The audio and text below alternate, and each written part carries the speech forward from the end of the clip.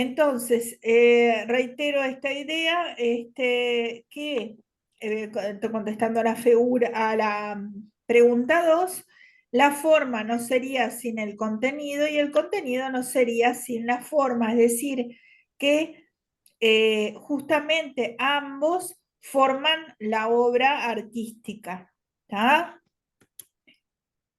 Y hacen que sea como es. El número 3 dice, ¿cuál es el criterio que establece el repartido en relación a la naturaleza y el arte? Entonces estábamos viendo un poquito, eh,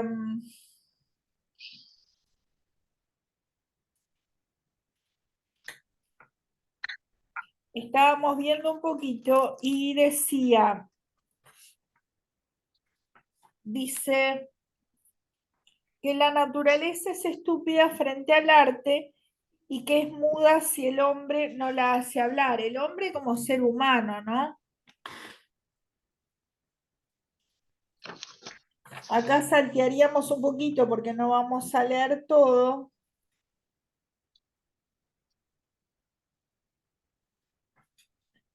Pero les voy a leer algunos elementos. Fíjense, dice más adelante en la hoja número 1, 2, 3, en la cuarta hoja dice, un pensamiento no es un pensamiento sino cuando se formulan palabras. Una fantasía musical es tal cuando se concreta en sonidos.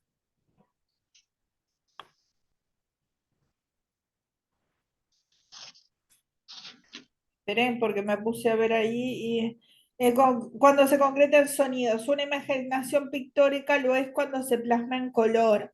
No decimos que las palabras se declamen necesariamente en voz o que la música se oiga en tal instrumento, la pintura se fija en una tabla. Lo que es evidente es que cuando un pensamiento es verdaderamente pensamiento, cuando ha llegado a la madurez del pensamiento, por todo nuestro organismo corren las palabras solicitando los músculos de nuestra boca y resonando interiormente en nuestros oídos. ¿Tá? Más abajo dice, el arte entendido como intuición, según el concepto que he expuesto, habiendo negado frente a sí un mundo físico que ha considerado como construcción abstracta de nuestra inteligencia, no sabe qué hacer del paralelismo entre la sustancia pensante y la sustancia misma, y no puede promover matrimonios imposibles porque su sustancia pensante o lo que monta tanto su acto intuitivo es perfecto en sí, siendo el hecho mismo que la inteligencia construye con más extensión. Cuando es inconcebible una imagen sin expresión, es más que concebible, mejor aún lógicamente necesaria, una imagen que lleva la expresión consigo, porque es realmente imagen. Si quitamos una poesía su métrica, su ritmo y sus palabras, no queda de todo aquello el pensamiento poético, como opinan algunos. No queda absolutamente nada. La poesía ha nacido como aquellas palabras, aquel ritmo y aquella métrica. Vieron ahí entonces que está diciendo que es todo uno, ¿no? Es decir, todo el sentido entero de fíjense, si quitamos una poesía su métrica, su ritmo, su palabra, no queda de todo aquello el pensamiento poético. Si no, no queda absolutamente nada. Es decir, que la poesía es tanto la métrica, las palabras, la rima, como lo que dice, ¿no? Es decir, que lo que dice y cómo lo dice está estrechamente unido, ¿está? Es decir, esto redondeando la pregunta anterior, ¿no? Es decir, que esa idea de la separación entre contenido y forma, él sostiene que no es así, que si saca una sin la otra, no queda absolutamente nada. ¿Tá? La poesía ha nacido como aquellas palabras, aquel ritmo y aquella métrica. La expresión no puede ni siquiera compararse a la epidermis de un organismo, a no ser que diga cosa que tampoco es falsa en fisiología, que todo el organismo en cada célula y de cada célula es también epidermis. Bien. Y luego tenemos en la página 5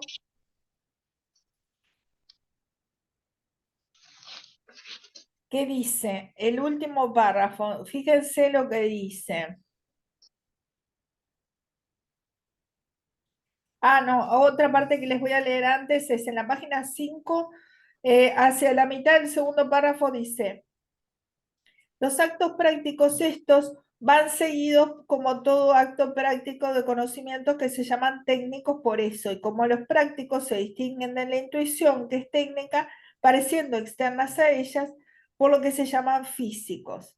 Las dos formas de actividad son también completamente distintas, porque se puede ser a la vez gran artista y pésimo técnico, poeta que corrige mal las pruebas de imprenta de sus versos, arquitecto que se sirve de material mediocre y que no cuida la estética para la maldita cosa, pintor que emplea colores que se alteran con rapidez. Ejemplos de esta insuficiencia técnica abundan con tanta frecuencia que si no creemos por ser tan conocidos en la necesidad de citarlas. ¿Entienden? Porque en realidad no hace a la obra el hecho, por ejemplo, que algo, como ahí dice, que haya quedado mal en la prueba de imprenta, ¿no? Porque eso ya trasciende los límites de lo que es la obra en sí, queda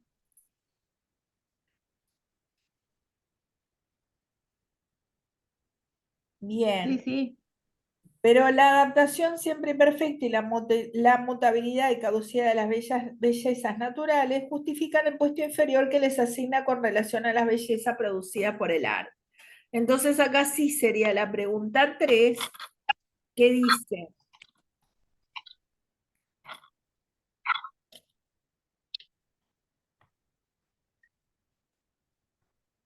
la adaptación. Estoy escribiendo cualquier cosa.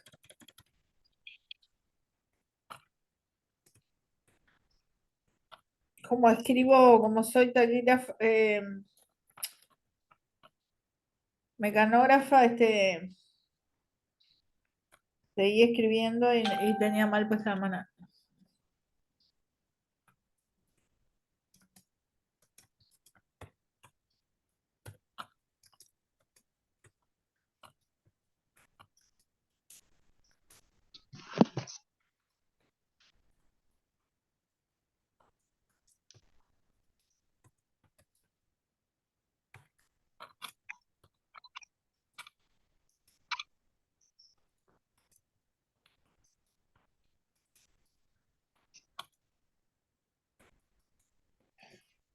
Así que justifican en puesto inferior que se les asigna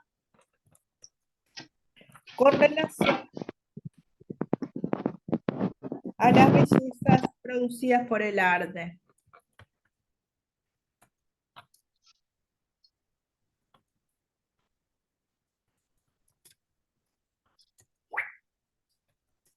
Dejemos a los necios afirmar, dice, dejemos a los necios afirmar que un hermoso árbol, un bello río, una sublime montaña, un bonito caballo, una estupenda figura humana, son superiores al golpe de buril de Miguel Ángel o al verso de Dante.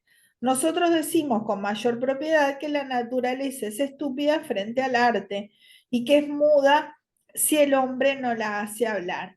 Es decir, ¿qué quiere decir esto que acabo de leer?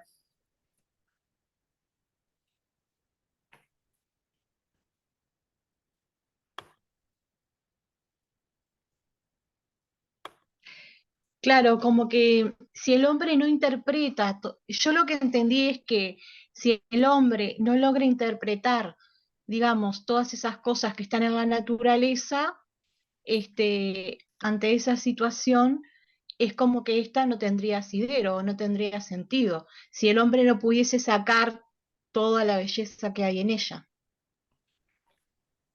Yo también lo Ahí está. interpreto como, A ver, otro, sí. no, que lo interpreto como, no sé si se me escucha. Sí, ok. Lo interpretaba como, porque en realidad, como lo simbólico. No sé, los animales en realidad, por ejemplo, no tienen arte. No Entonces, tienen, no te entendí. que los animales en realidad no hacen arte. Y sin embargo tienen la naturaleza a su disposición. Sí, Entonces me parece que quizá puede ir por ahí, que en realidad el ser humano de alguna manera se sirve de la naturaleza para hacerla, bueno, hablar o producir justamente arte. sí. Pero fíjense que acá, más allá de servirse de la naturaleza en un sentido de mímesis, es decir, de imitación artística de la misma, por lo menos en la primera instancia del arte, en que es mímesis, es decir, no sé si conocieran esta palabra, mímesis es decir, representación artística, imitación de lo que está viendo. Pero acá lo que dice es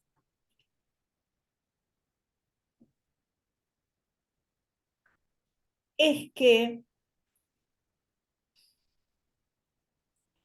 lo que acabo de decir, ¿no? Es decir, que para él coloca en una posición mayor o de mejor prestigio, ¿tá? A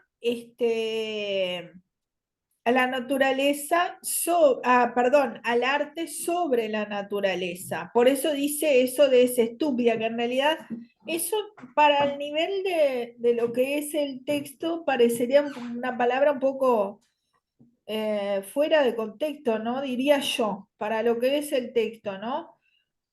Eh, Como que la idea es que la naturaleza no estaría con toda su inteligencia frente al arte, como que el arte sería más, ¿no? Es muda si el hombre no la hace hablar, ¿no? Ujú. En lo que dice textual es lo siguiente.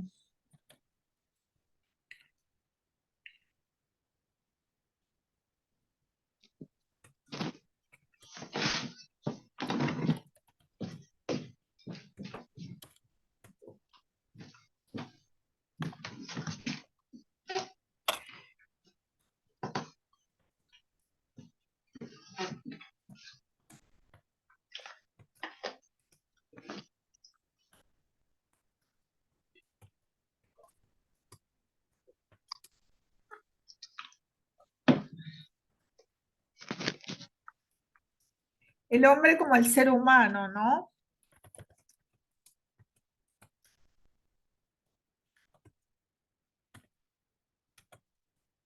¿Ah?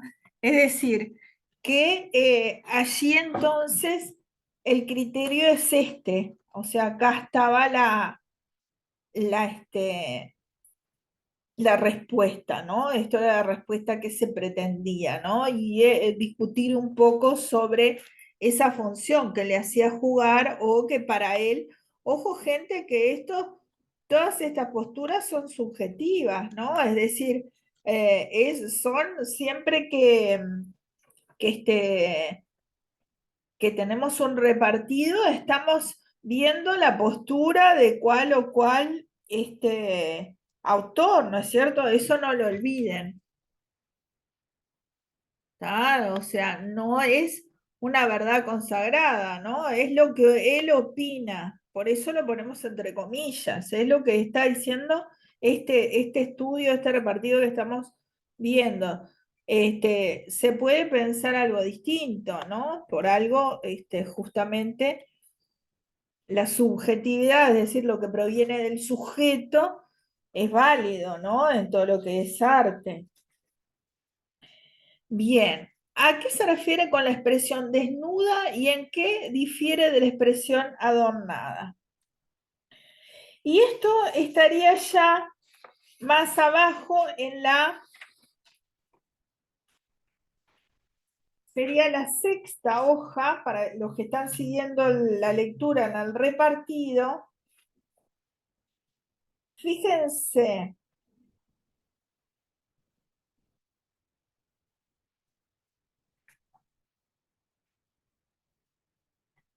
¿Qué dice? De la mitad para abajo, en el segundo párrafo de la mitad para abajo, dice, una expresión propia, si es propia, es también bella, porque la belleza no es otra cosa que la determinación de la imagen y por ende de la expresión. Si al llamarla desnuda se quiere advertir que falta en ella algo que debería estar, en este caso es impropia y deficiente, y no es todavía expresión. Por conversión, una expresión adornada, si es expresiva en todas sus partes, no puede llamarse adornada, sino desnuda como la otra y propia como la otra. Si contiene los elementos, inexpresivos añadidos extrínsecos, ya no es bella, sino fea y no es, o no es todavía expresión, porque para hacerlo necesita purificarse los elementos extraños, como la otra debe enriquecerse con los elementos que le faltan. Expresión y belleza no son dos conceptos, sino uno solo, que puede designarse con uno u otro de los vocablos sinónimos. La fantasía artística es siempre corpórea, pero no obesa ni sobrecargada ni adornada. Bajo esta falsísima distinción palpita un problema y de él la necesidad de establecer una nueva distinción. Bien.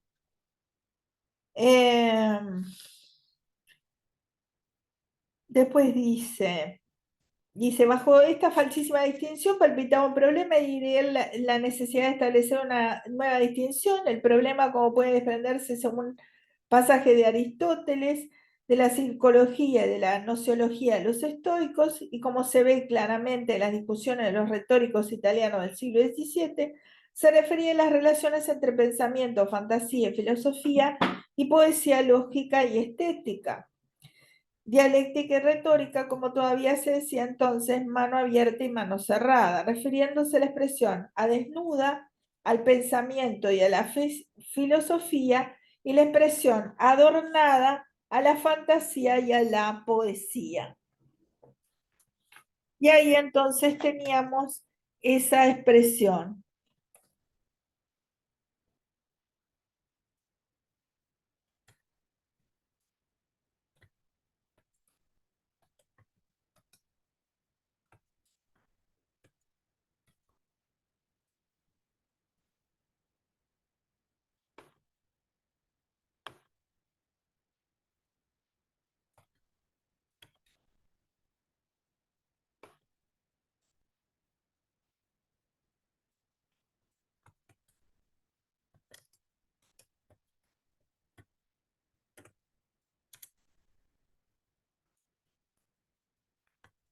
Y expresión desnuda, pensamiento y filosofía, expresión adornada,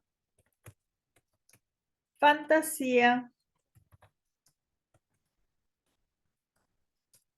y poesía. Esta cuarta pregunta creo que casi ninguno la contestó exactamente.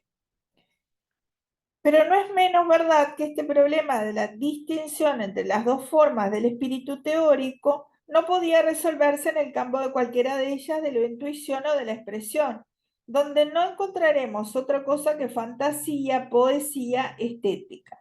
La indebida introducción de la lógica proyectará solamente una sombra engañosa para hacer adormecer la inteligencia, apartándolo de la vista del arte en su plenitud y pureza, sin prestarle la del elemento lógico y la del pensamiento. Pero el daño más grave que la doctrina retórica de la expresión adornada ocasionada a la sistematización teórica de las formas del espíritu humano conviene al uso del lenguaje, porque cuando se admiten expresiones desnudas y simplemente gramaticales y expresiones adornadas y retóricas, nos referimos lógicamente a las expresiones desnudas o gramaticales y como consecuencia ulterior no encontrando razones gramaticales, retóricas y estéticas que lo justifiquen, trasladándonos al campo de la lógica, asignándole el papel de una semiótica o de un ars significando. En efecto, la concepción lógica del lenguaje se confunde estrechamente y procede a la par de la doctrina retórica de la expresión. Las dos nacieron juntas en la antigüedad griega y las dos viven aún en nuestros tiempos entre adversidades. Fíjense que en esto, entonces, pasa lo mismo que en lo anterior o parecido, que esta expresión desnuda y expresión adornada, ¿tá? Que primero parecían separadas, ¿tá? Al referirse posteriormente fíjense, a la doctrina retórica, según lo que acabo de leer, ¿tá? Fíjense, señalemos esto.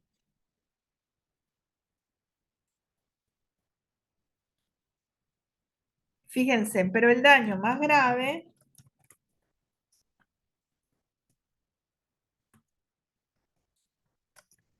que la doctrina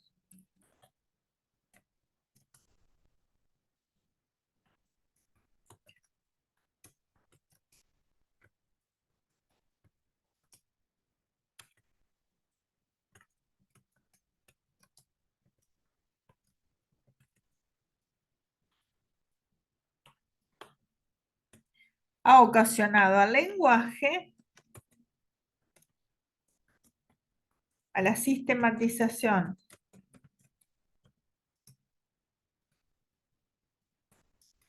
de las formas del espíritu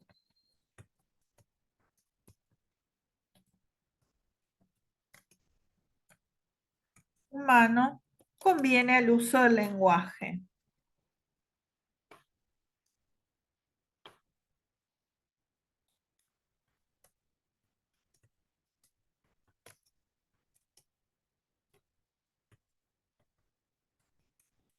Porque cuando se admiten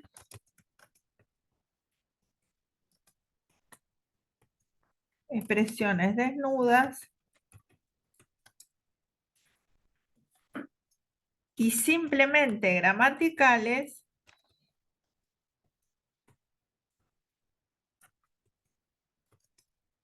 y expresiones adornadas y retóricas,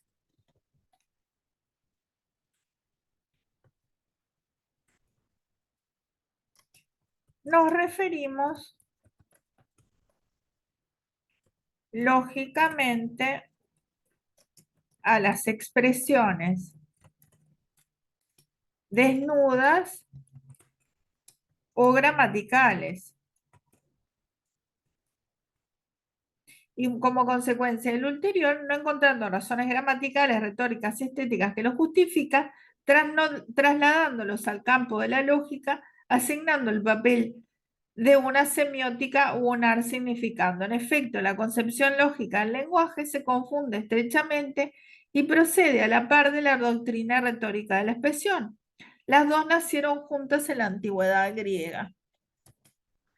Entonces,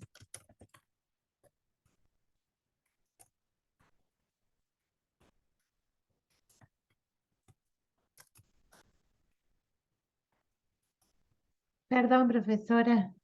¿sí?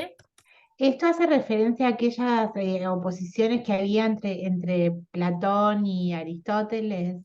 Sí. Tiene una vinculación. ¿Por qué? A ver, razónalo tú.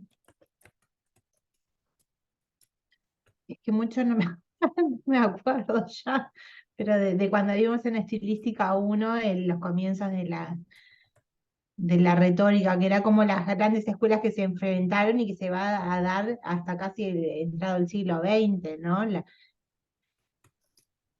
Que en definitiva recoge lo que expresaba al principio del texto Croce, ¿no? La posición entre la forma y el contenido.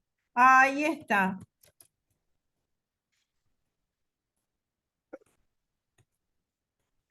¿No? El viejo dilema de qué es primero, la cosa o la idea. Claro. ¿Está? los platónicos que decían que primero estaba la idea y después la cosa, ¿no? Por eso, y al revés lo que sostienen que primero está la cosa y la idea. No sé si te referías a eso concretamente. Sí, y al concepto de la verosimilitud tenía que ver también, ¿no?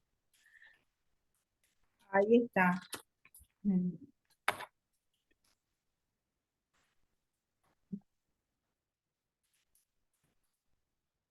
¿Cómo es tu apellido, Nazaret? Así también te anoto. García,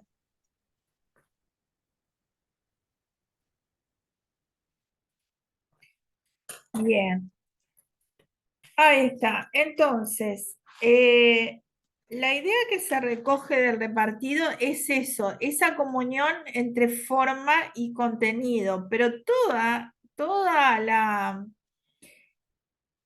digamos, este repartido, vieron que razona de una manera que va desglosando y llegando a esa idea que nosotros estamos estudiando ahora.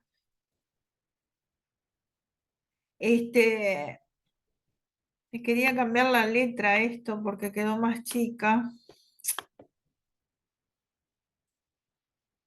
Bah, no quiere quedar esto.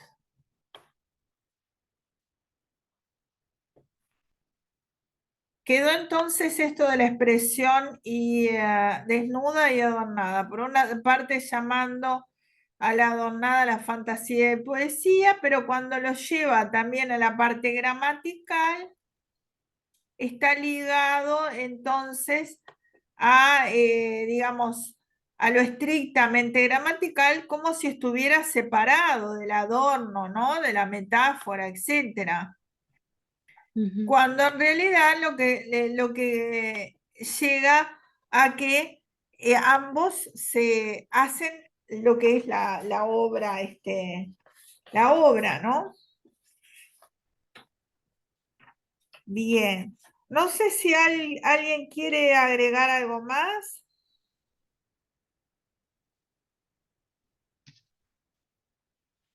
Algo que haya quedado en el tintero o que alguna pregunta, lo que sea.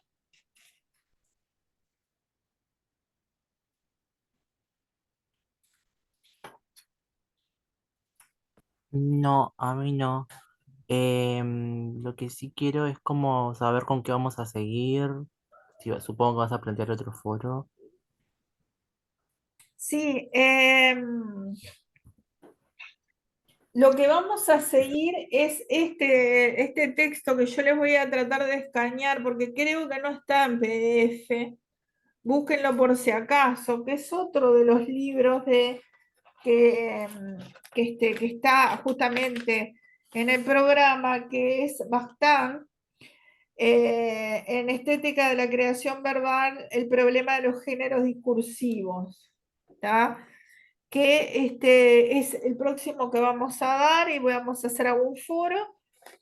Y entonces traten, al igual que hicimos con esto, de ir clasificándolo. Me interesaba porque tenía acá subrayado algo más para agregar. Es que es lo siguiente. Fíjense que dice en la hoja del repartido número, creo que es la sexta, no, la octava hoja, ¿qué dice? Fíjense, el último párrafo. Dice, ¿no es esto decir que la teoría de los géneros y de las artes no haya tenido y no tenga su dialéctica interna, su autocrítica o su ironía, según la expresión que mejor os acomode? Nadie ignora que la historia literaria está llena de casos en los que el artista genial ofende con su obra un género establecido, suscitando la reprobación de los críticos, reprobación que no logra por lo demás sofocar la admiración o la popularidad que ha despertado la obra, hasta que al fin, no pudiendo descalificar al autor ni queriendo tampoco estar a malas con los críticos de los géneros, se acaba generalmente con una componenda ampliando el género en cuestión o haciendo brotar junto a él otro género nuevo a guisa de hijo bastardo. Y la componenda dura, por inercia, hasta que una nueva obra genial viene a romper nuevamente las normas preestablecidas.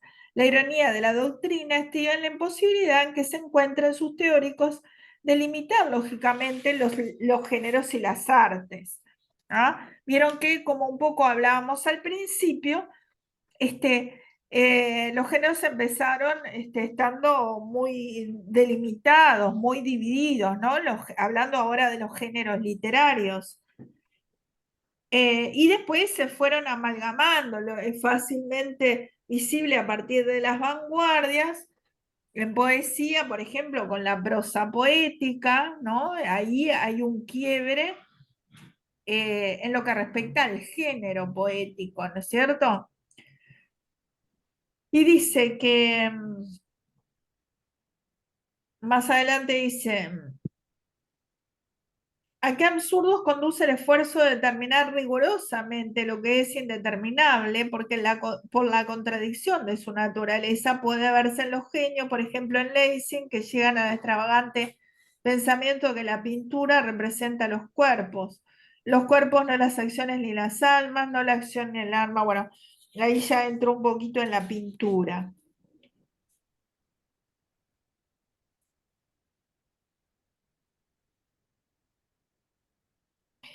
Más adelante habla sobre traducir y dice, traducir con vena artística es crear una nueva obra de arte y todas rebeldes con relación a la inteligencia clasificadora. Eso es cierto, con la parte de traducción, hay tantas diferencias a veces que,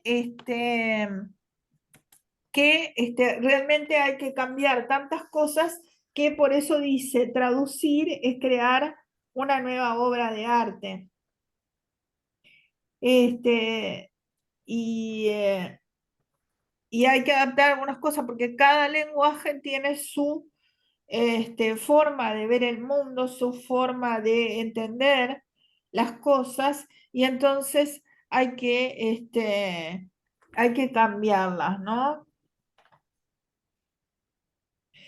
Entre lo universal y lo particular no se interpone filosóficamente ningún elemento intermedio, ninguna serie de género o de especies.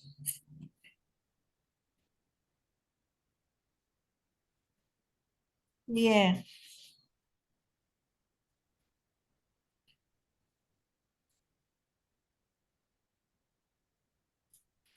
Creo que hemos visto los puntos más importantes del repartido. No sé si queda alguna duda. Quedan 3 minutos con 42, o sea, muy poquito.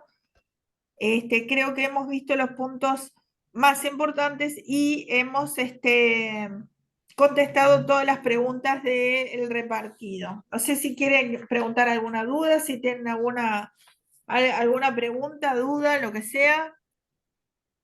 Profe, lo último, ¿cuándo sube la clase? Por si quiero verificar algo.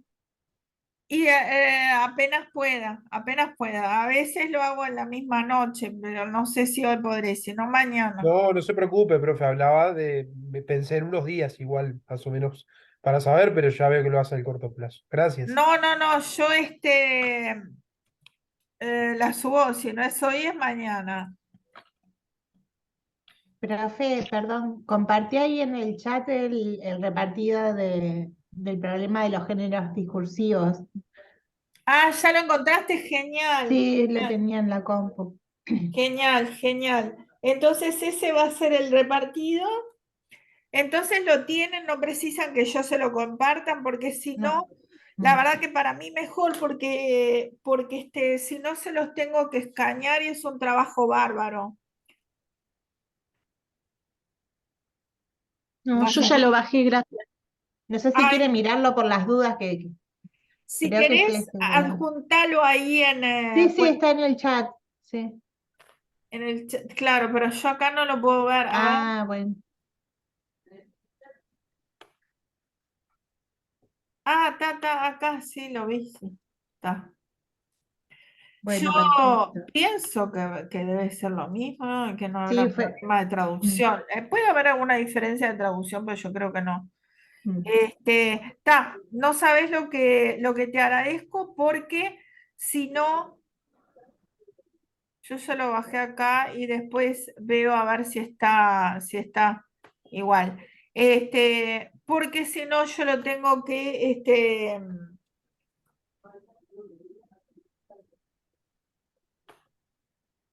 lo tengo que escanear y la verdad que para mí es un trabajo bárbaro porque es un trabajo extra, ¿no?